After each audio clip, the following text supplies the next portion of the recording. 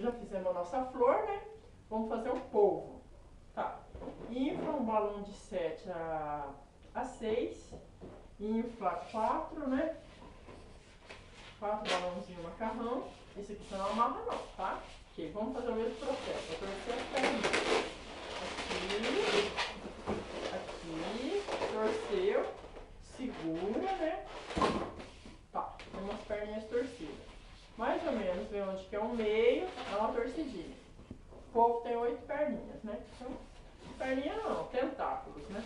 Tá. De novo.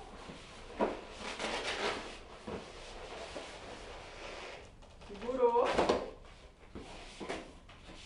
Torceu. Une.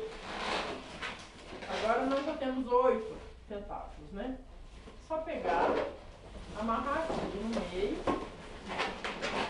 Tá? Torcer, se quiser. Torcer. Pronto. Tá pronto o nosso polvo. Agora com a caneta permanente, só fazer os olhinhos. 2 olhinhos, né? Uma boquinha.